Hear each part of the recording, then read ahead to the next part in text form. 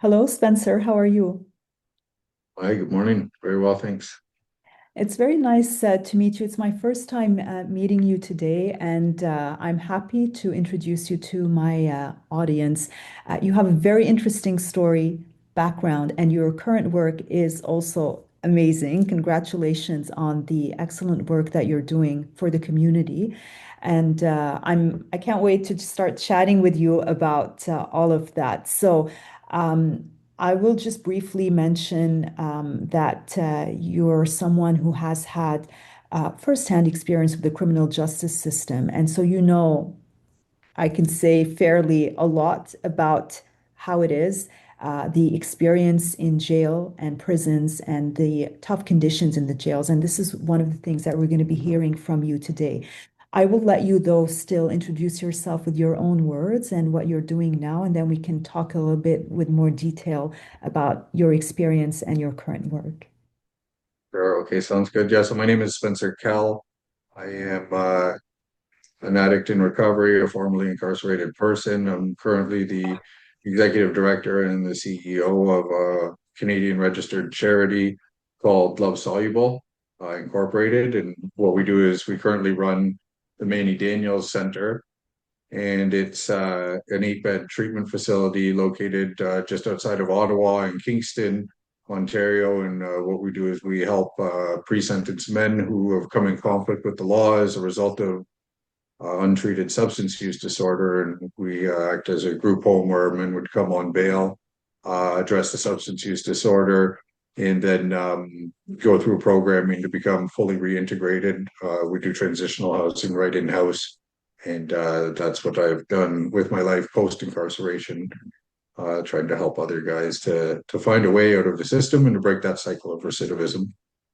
So we'll get back to Love Soluble, but before that, let's go back to your personal experience. So, how did you get there at the beginning?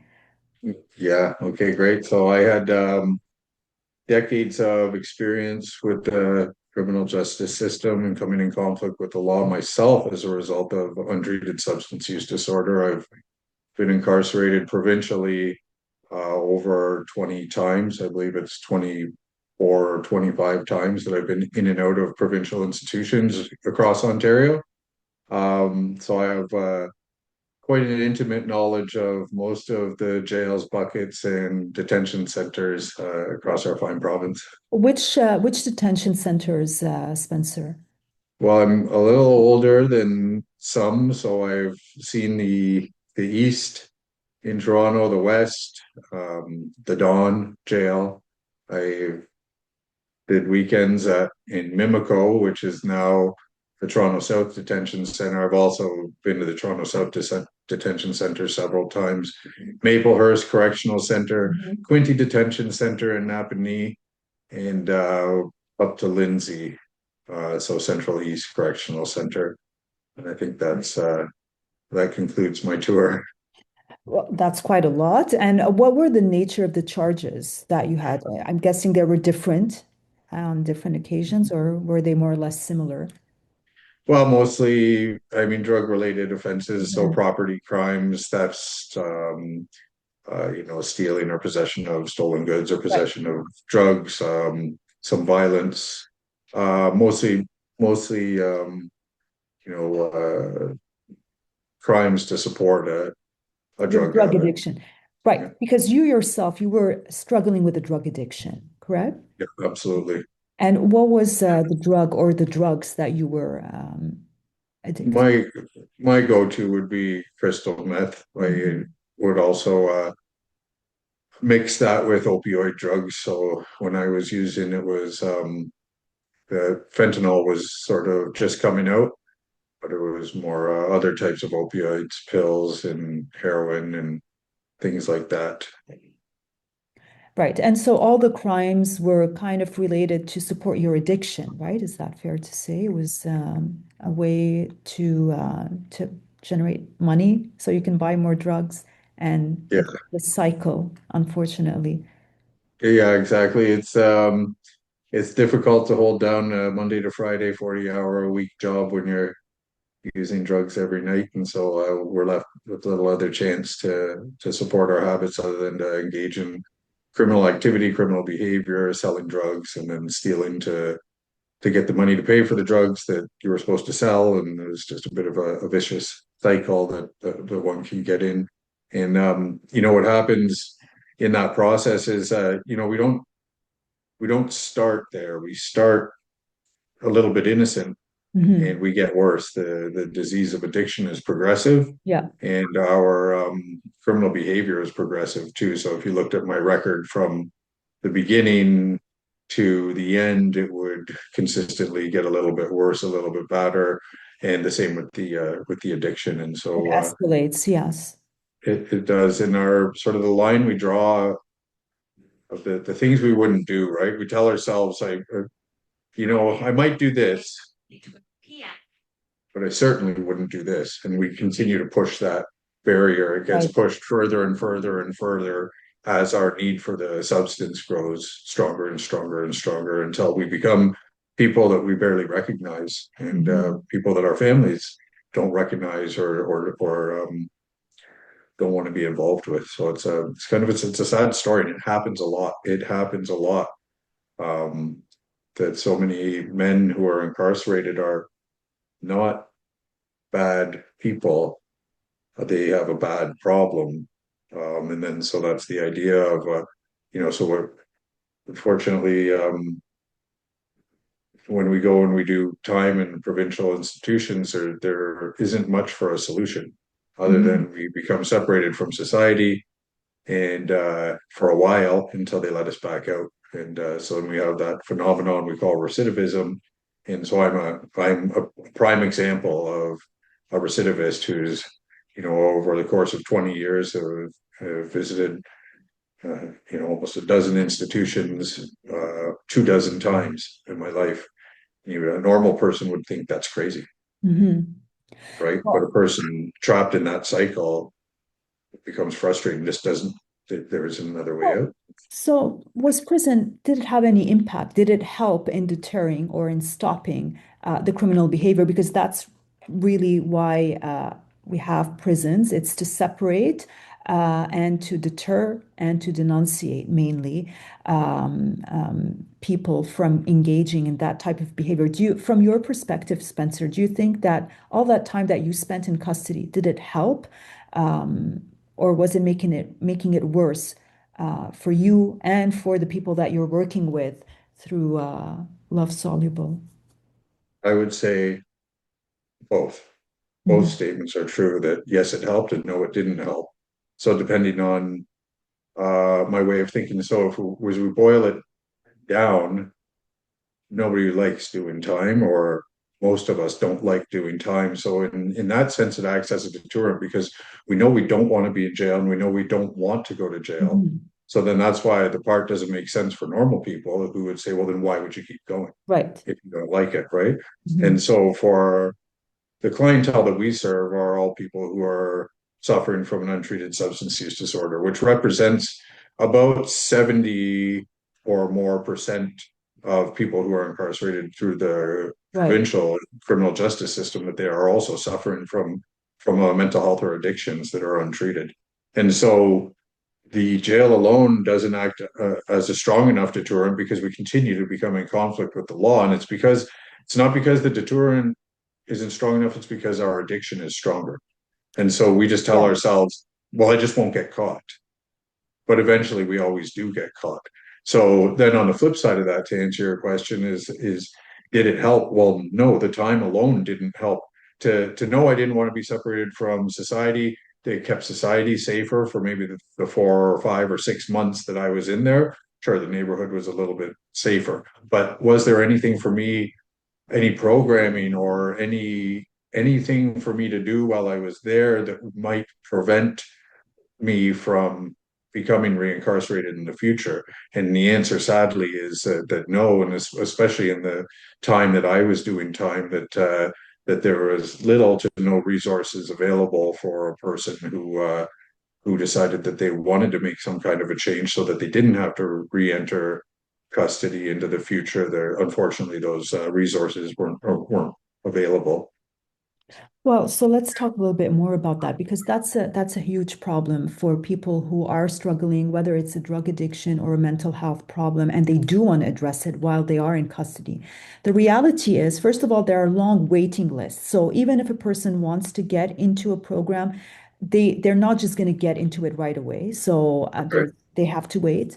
And then I mean, fair to say, though, that the nature and quality of the programs or the treatment offered through a jail program, jail facility is not the same as something that is offered outside, right? That's right.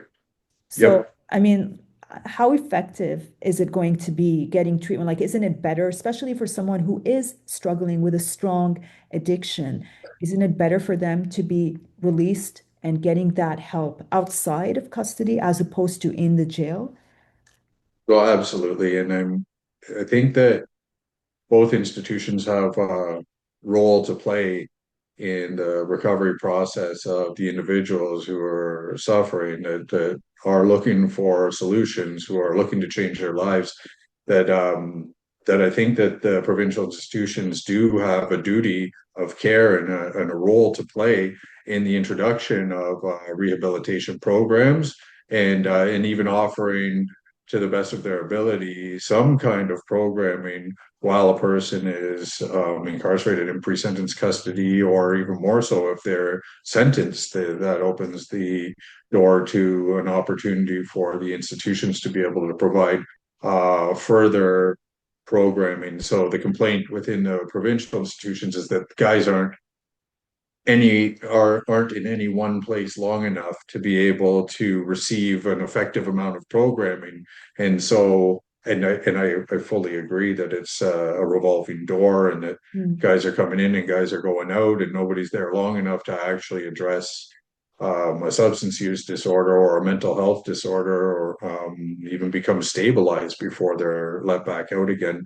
And so there has to be ability for, if the concern is to reduce recidivism, or the goal is to reduce recidivism, and if the goal is to help the people who are breaking the law to address the problems that are causing them, or the Right. lifestyle that are causing them to break the law, then more programs need to be available. And so outpatient, or sorry, inpatient programming outside of incarceration is integral to the rehabilitation process.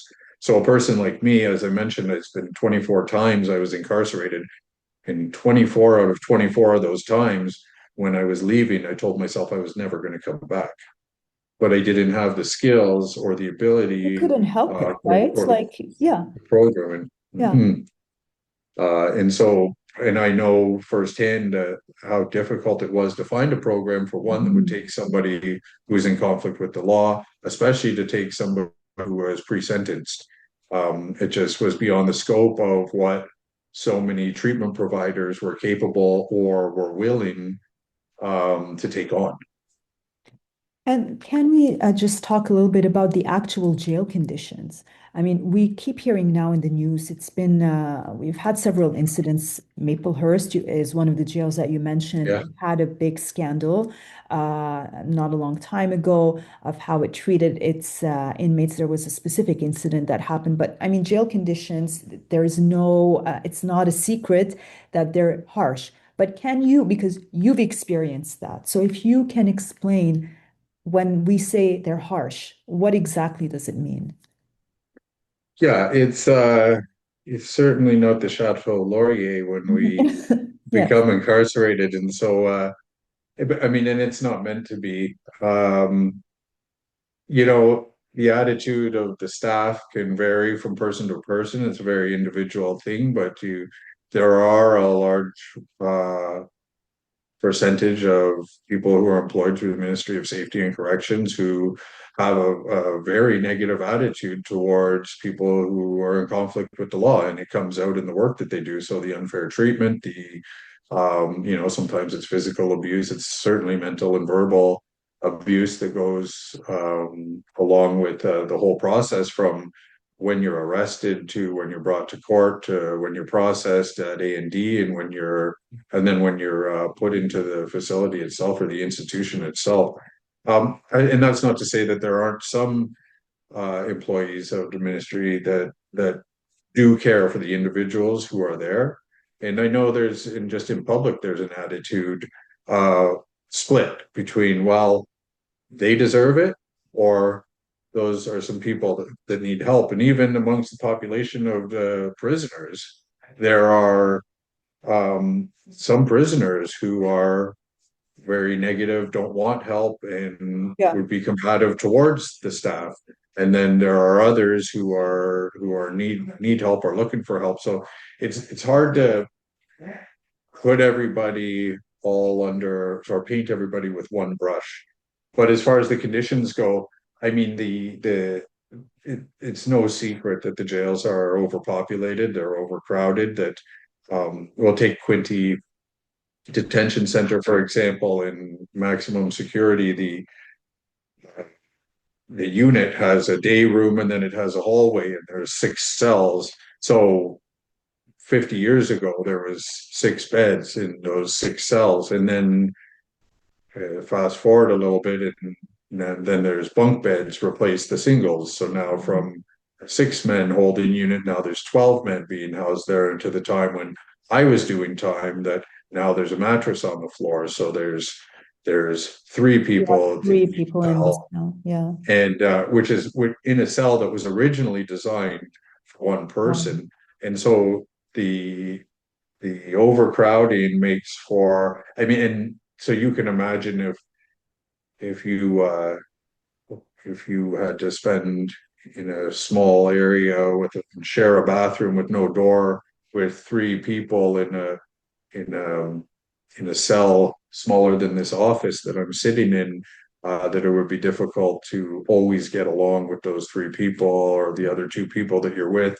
And then you have another 6 cells with the exact same thing going on in every cell. And then at some point they let us all out into one room together. So it's, this is the conditions aren't great. The access to healthcare is, you know, they try, but I mean, it's not perfect. So it's not like you can just walk into a walk-in clinic or walk into a hospital. Like you have to put in requests for them. So there's a lot of improvements that could be made in the jail system, I'm sure. And so the conditions are not great. The food is not good. The cleanliness, especially in the older institutions. I mean, I'm pretty sure one of the reasons why they closed the Dawn down was because of the conditions there. But we used to be able to watch the rats run mhm. around in the middle of the night. And so yeah, so conditions are not great. And it seems like it still is the case for many jails, and it's still a problem. But then, for a person who's struggling with drug addiction in particular, I mean, jail is tough for everyone, but especially for people with drug addiction, that's a particular type of inmate who has a serious problem, and jail is not the best place for that. And that's probably why you started. Love Soluble, it's because I think it's in recognition of the fact that this is a particular demographic that needs extra help. Am I Exactly. okay? Yeah, you hit the nail exactly on the head, and that's it, is that it's our program is not for every inmate. Mhm. Unfortunately, I don't have a solution for that, but for the population we serve, it is the solution. And I don't think that the message should ever be that it's okay to break the law. So, and maybe it's not the most popular opinion in among social workers and in the social services. I still am of the opinion that if you break the law, there needs to be a consequence. And that consequence is that if you've broken the law enough, that the consequence is you need to be separated from society. Much like a small child that cannot act appropriately, say at a birthday party, at some point they're given a chance and then another chance, but at some point needs to be placed on timeout. And But it's yeah, it's it's that simple, right? yeah, But what happens next? Okay, so right. now a person But has the been point, separated from society and yeah. we have them here. Now what are we going to do? Right? Because just the simple separation is not doing anything. But also in the particular case of a person who's struggling with addiction, I mean, the reason why those behaviors, or that criminal behavior is being committed is because there is an underlying problem, and that problem is not being addressed. Like, we're not talking here about the psychopath who just enjoys, like, I don't know, setting places in fire or stealing car. Like, there are some people who enjoy criminality. They Right, enjoy doing that. There's absolutely no reason for them to commit crimes, and they do. But there are people who, especially in the case of a drug addict in particular, it is because there is a drug addiction problem. And so, to the extent that this problem is not being addressed, the criminal behavior that is being generated by this problem is going to continue. So, you've said that you've been in custody more than 20 times. Did the courts or the lawyers ever address the underlying problem? right. And I mean, for a large amount of time, for let's say for the first 10 years of my addiction and my incarceration, there wasn't there wasn't as much awareness and knowledge Mhm. of Yeah, addiction at that time. And to right. tell you the truth, it wasn't until 2013 that I got to go to my first rehab program. And I left from jail. I was able to get there, but I got there because my parents had done the research on the outside, and they had found a private program that would take me. And when I went there, I learned about addiction. I went to my first AA meeting and my first NA meeting. But prior to that, I didn't even know that those programs existed. And so that was probably my first, as I say, 10 years of going in and out of jail, that I had zero access to the help I needed. And that's just it too. Like I said, you hit the nail on the head. So the thing is that I'm not a bad guy. I have a bad problem. I only come in conflict with the law because I get high and I need to feed that addictive Right. lifestyle.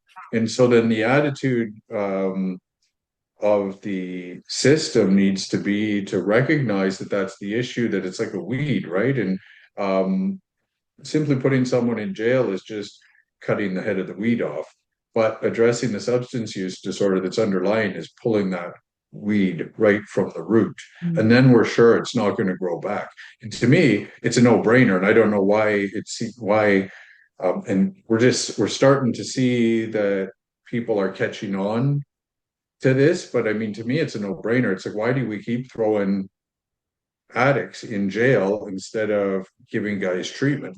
And so I am a fan of, you're in conflict with the law, you broke the law, there has to be a consequence. The consequence is that we're going to bring you to here, but and you're going to be given a process through the criminal justice system.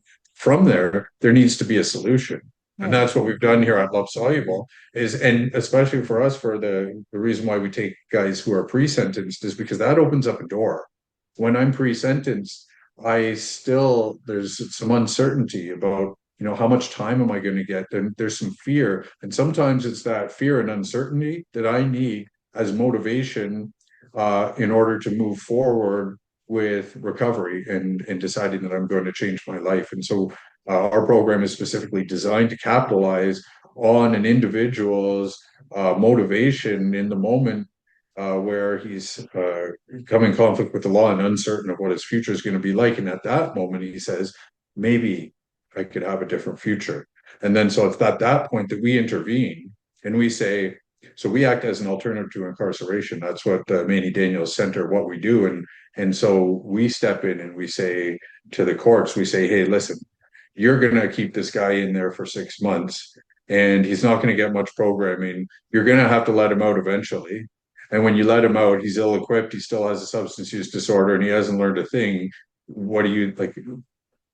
What's different? Like nothing's different. It's a countdown until he reoffends and then comes back into the provincial institution.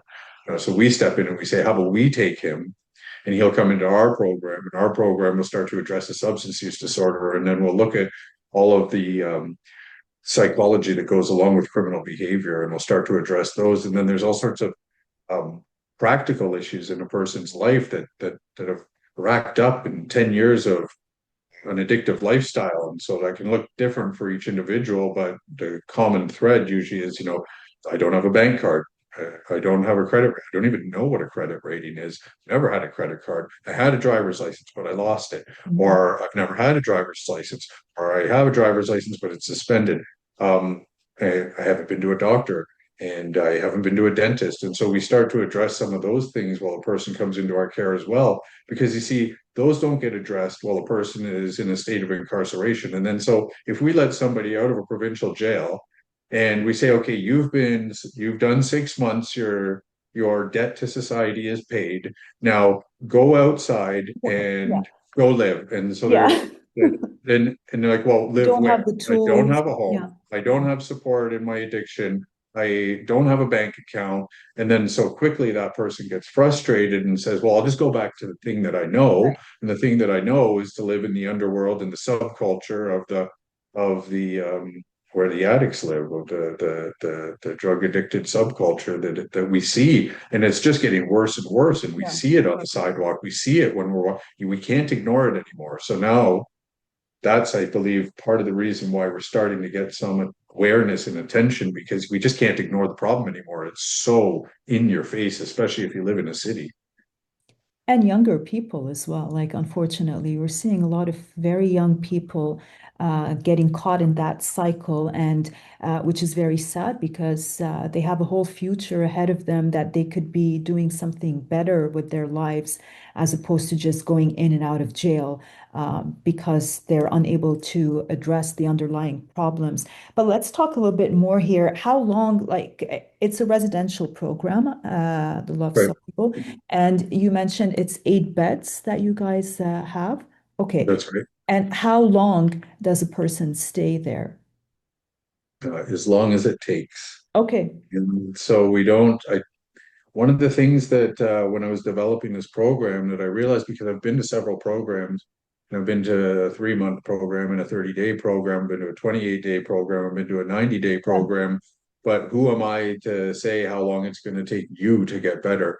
And so then the issue with attending a 30, 60, or a 90-day program is that sure, the substance use gets addressed, but if nothing else gets addressed, then you're letting somebody back out into the same It's environment a without holistic approach, Spencer. It's like trying also to teach them not just to overcome the addiction, but also teach them life skills and exactly okay, re to help them reintegrate into society. full. Yeah, and so I don't even like to call ourselves a rehab center. We're a Mhm. reintegration facility. And so we Okay. walk with a person for as long as it takes. So what we're looking for and a successful completion of our program, which by the way, we have not seen a person come through and successfully complete our entire program and go back to jail.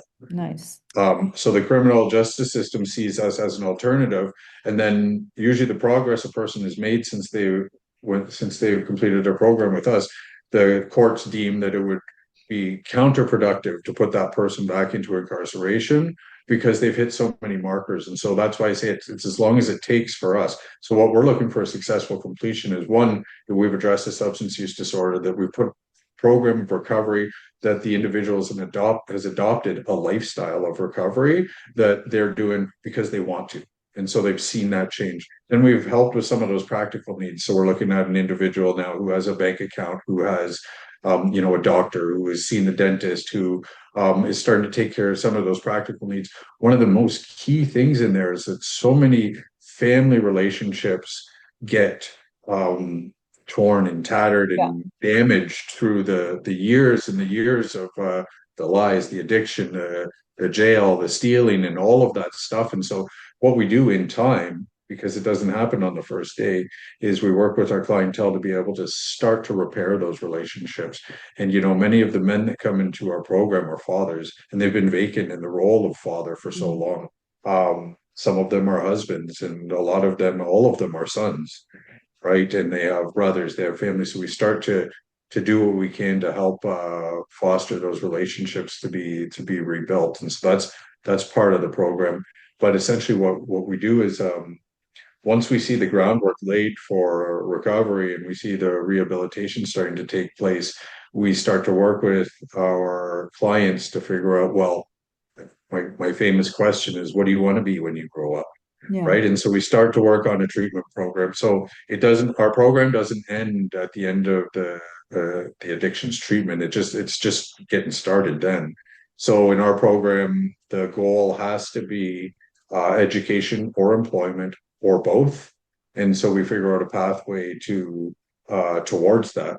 We don't send our guys out of here until some form of acceptable independent living has been achieved. So we have somebody who graduated this weekend, and I'll give you just in a nutshell his story. So he's 2 weeks incarcerated when we stepped in, and he came on bail. He was caught doing two hand-to-hand transactions of fentanyl for the purpose and to an undercover police officer. The original position of the Crown was over 2 years sentence for him. He came into our care and our custody and started attending our program. In 3 months, he was past his addictions treatment part. He started to apply for jobs. He found a job working in the trades, so he continued to stay with us. In that time, he was able to get his license back. It had been suspended. He got his license and he was working and he was saving up money.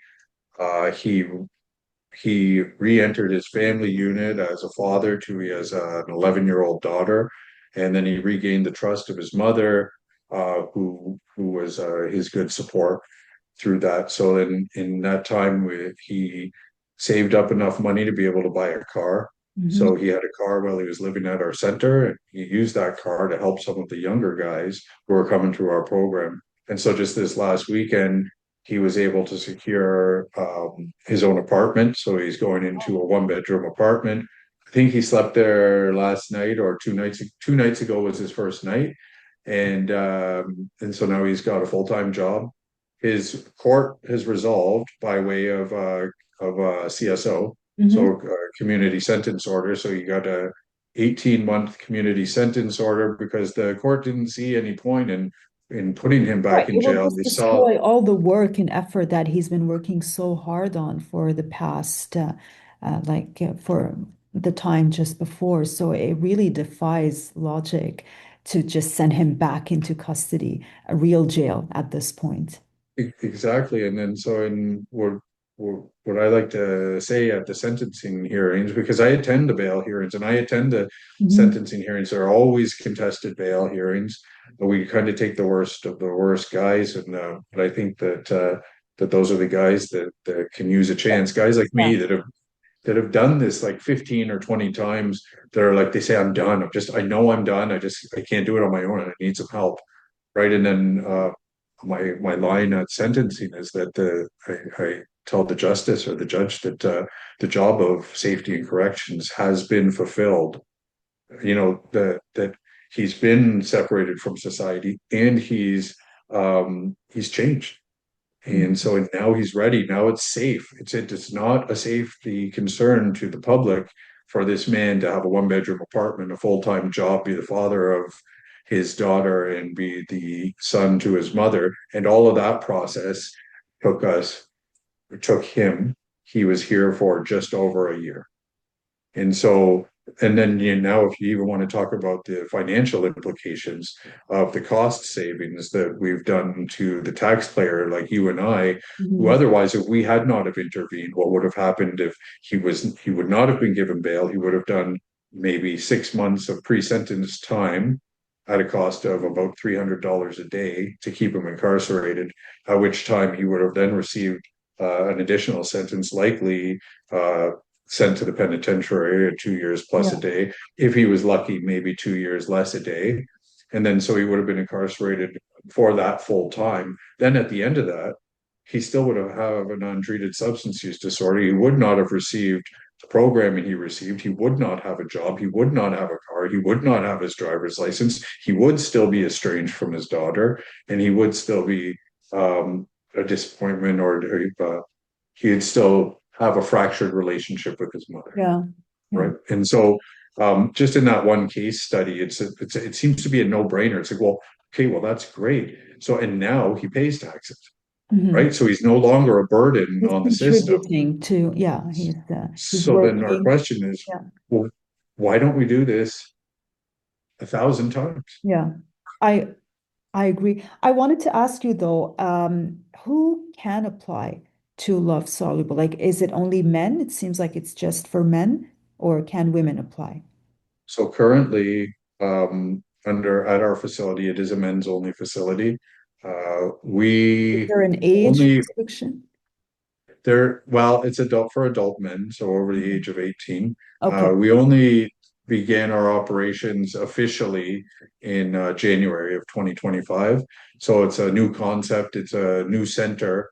We did recently um, we received news that our funder, we have a private funder, they're called the North Pine Foundation, and they funded us for our first 2 years of operation, and they want us to scale. And so our next phase is that what we've recognized is, although we have 8 beds at this center, we recognize the need for a transitional facility. So we're hoping to grow our organization by 14 beds into a transitional facility so that men could.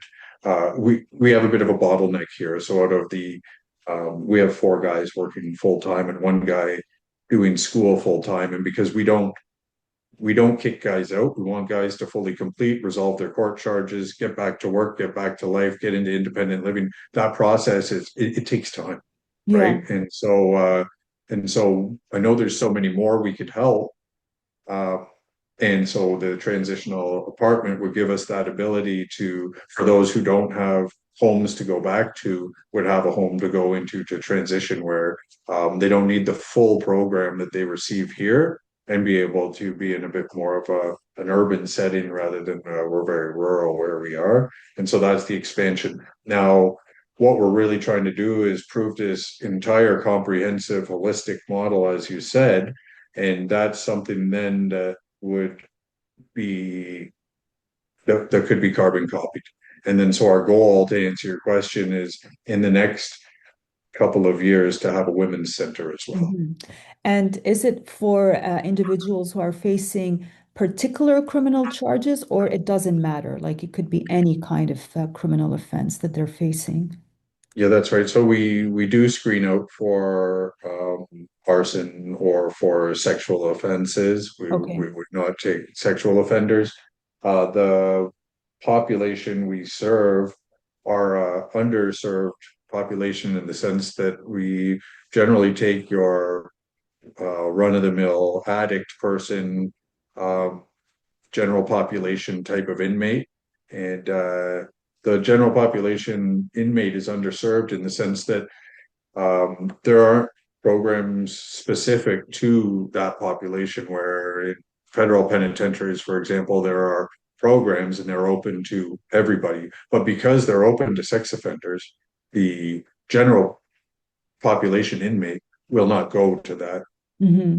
to that um, program Okay. because they don't want to be in that environment. And many of the guys that we serve are have been sexually offended themselves. Hmm. And so we made Yeah. the choice that this is the population we serve. Also, for people who are suffering from severe mental health disorders um, that require, medical attention, medical Exactly. treatment, Yeah. institutionalization, where we don't serve that population either. We just we our focus in is on the sort of the run of the mill addicted person who's in conflict with the law because they're an addict, and yeah, that's sort of our population.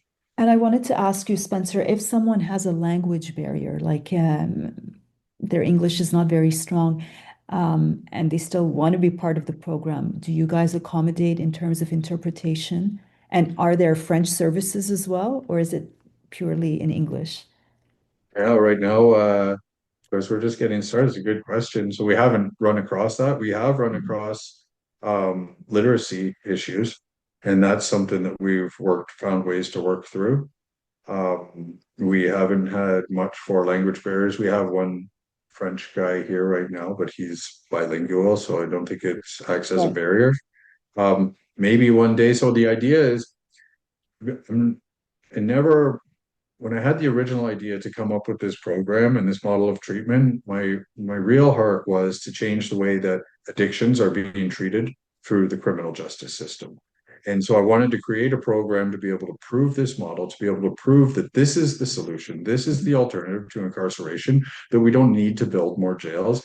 Because if we have, as we said, we have three guys to a cell with six cells, we have 18 men in a range that was originally designed for six people. But we also know that 70 to 80% of them are suffering from substance use disorder untreated. Well, that means that one third of them are not. So now we're back to the original six guys in the six cells Yeah. that need to be there because they have a criminal mindset. And so the other two-thirds need treatment. Don't And so even that's need what to I've be always there. Yeah. Yeah. that and so, yeah, so that's what I've always had a heart to prove. And I am hoping to be able to prove this model and then to be able to give the model to other treatment providers, to the Ontario government or to the federal government to be able to implement this kind of programming first across Ontario and then across Canada to address this problem and I could be able to kind of take my hands off of it. Yeah. So Yeah. hopefully there would be solutions in Quebec, solutions for all people, and it could expand and expound. But it's this sort of where we started with a very, very small center with a big goal in Right. mind. But it's a really important goal. I mean, it's very impressive what you're doing, and it's very much needed, I find. Like for someone who works as a criminal defense lawyer, I've represented a lot of individuals who unfortunately are struggling with a drug addiction, and jail is not the solution for this particular demographic of people. They need more, they really need help. And as we've mentioned in this interview, there isn't enough help for these people. So it's really very nice to see what you guys are doing. Spencer, and I don't want to take much of your time, but for people who do want to reach out, how can they find you? Well, on the internet, the website is lovesoluble.ca. So we are there. And if you have a loved one, or if you're a criminal defense lawyer with a client who you would have in mind, our application forms are at most of the provincial institutions in Ontario. And so it's a referral process. The individual would request our application form from the addictions worker or the social worker or the chaplain at the jail. They can receive our application completed. It then gets forwarded to us, we review it, and then there's an interview process. It's not super easy to get into our program. What we're really looking for is people who have a high motivation Right. to change, to address their substance use disorder, and we are abstinence-based, 100% abstinence-based Mhm. model. So a desire to stop using all substances, alcohol, and all substances included. Um, and That includes and yeah, cigarettes. they can smoke. Guys can smoke cigarettes here. Okay, because Yes. that's really many clients, that's the biggest problem. They'll say, I can give up everything except the cigarettes. So, Yeah. No, we can. We have coffee and we have cigarettes, okay, good. and we're okay there. But no, where why I say complete abstinence is that a lot of people think that maybe cocaine is their problem, but they're okay to Right. smoke weed. Yeah. And that may be a thing. I'm not here to argue whether or not that's possible for a certain population of people, because I'm sure it is. It's just that's not the population of people we are serving. As I said before, we're serving guys are long-term recidivists who have a long-standing addiction, who just realize that they can't have any of it, and Mhm. they're just willing, they're at the end of their rope and they say I'm done and I need help, right? And that's the population of people that we're serving. As I said, so it's not super easy to get in here, and we're also looking for guys who would present a high likelihood of success outside of our program. And so sort of those are the markers that we're looking for through the interview process, just to see that willingness and the motivation, and then the likelihood of successful reintegration, and then staying out of conflict with the law. Uh, if you have any of those kind of clients, we can likely help them. That's very good to know, Spencer. And I encourage anyone, especially defense lawyers who are watching this, because we're always looking for programs like that, to reach out to you and to your program and to try, because it definitely has a very important concept, and it does seem to address the underlying issues that keep bringing these people in front of the criminal justice system. I want to thank you so much, Spencer, for taking the time. I know it's been very difficult to connect because of your schedule and my schedule, but I'm very happy that we had the opportunity finally to chat today about your work. It's excellent work. I'm very impressed with what I heard about what you're doing and your experience. It's really all I can say is congratulations, and I hope that you can come back as a guest again, and maybe by that time also your program will have expanded. We'll have more programs elsewhere, and it will serve a bigger and wider population. So thank you so much for your time today. I hope so too. Thanks so much. Yep. Have a great day. You as well. Thank you.